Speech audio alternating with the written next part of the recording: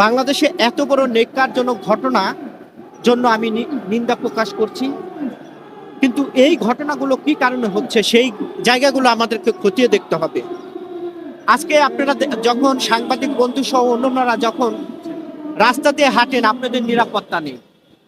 এই ছিনতাই তো ধরবে, হয়তোবা ছাত্রলীগ যুবলীগ তারা বাড়ি দখল করবে, ডাকাতি করবে। সাম্প্রতিক সময় বনশ্রীতে আপনারা দেখেছেন যে শ্রমিক লীগের নেতা তিনি বনশ্রীতে একটি বাড়িতে ডাকাতি করেছেন, স্বর্ণপাট লুট করেছেন, তাকে কিন্তু গ্রেপ্তার করেছে। এটার কারণ হলো আইন শৃঙ্খলা ব্যাপক অবনতির কারণে আজকে এই ধর্ষণ, খুন, ছিনতাই বেড়ে যাচ্ছে। এবং দেখবেন বলা নাই কওয়া নাই, যে কোনো জায়গায় একজনের বাড়িতে লুটপাট হচ্ছে। এটা কি কোনো বাংলাদেশ? এই বাংলাদেশের জন্য কি স্বাধীনতা হয়েছিল? এই বাংলাদেশের জন্য কি পাকিস্তানের সাথে আমরা যুদ্ধ করে বাংলাদেশ নির্মাণ করেছিলাম? অর্থাৎ এটা হলো সবচেয়ে বড় কারণ হলো অন্তর্বর্তী সরকারের ডক্টর ইউনূস সাহেব ভালো মানুষ, তাকে নিয়ে বিতর্ক নাই। কিন্তু তার আশে এবং পাশে আওয়ামী লীগের দোসর আমরা দেখেছি। মরহুম শেখ মুজিবুর রহমানকে নিয়ে যিনি চলচ্চিত্র বানিয়েছিলেন, তার বউ যখন অভিনয় করেছিলেন, তাকে অন্তর্বর্তী সরকারের উপদেষ্টা করা হয়েছে।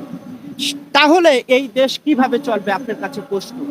আমরা দেখলাম সেই আগিজ গ্রুপের এক কর্মকর্তাকে অন্তর্বর্তী সরকারের উপদেষ্টা করা হয়েছে, যারা গত 17 বছরের শেখ হাসিনার আঁচলের নিচে থেকে দুধ কলা মধু খেয়েছেন, তাদেরকে তারা এখন অন্তর্বর্তী সরকারও তারা পদার্পণ করেছেন।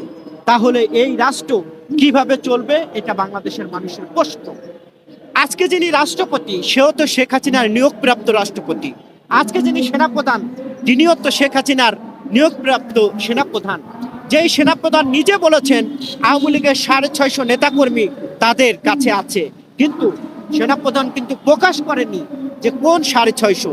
জাতি জানতে চায় এই যে আওয়ামী লীগের লুটপাটকারী নেতাকর্মী কোন পথ দিয়ে পালালো এবং কারা তাকে পালাতে সাহায্য করলো।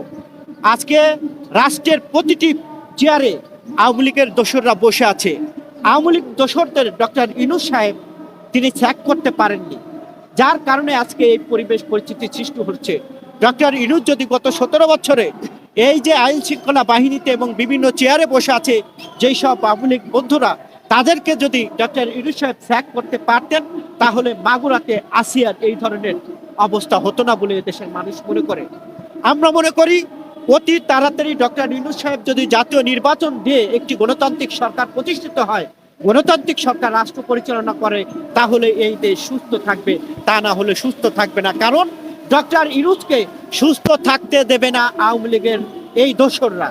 কারণ আওয়ামী লীগের দোসররা সচিবালয় থেকে শুরু করে, পুলিশে থেকে শুরু করে, সেনাবাহিনী থেকে শুরু করে, বঙ্গভবন থেকে শুরু করে সব জায়গায় আওয়ামী লীগের দোসর এবং ভারতের প্রেতাত্মারা ঘুরঘুর করছে। যতক্ষণ পর্যন্ত তালিকা না করে এই আওয়ামী লীগের অপরাধীদেরকে এখান থেকে সরানো না যাবে, ততক্ষণ পর্যন্ত আইন শৃঙ্খলা উন্নতি হবে না। এটাই হলো বাস্তবতা।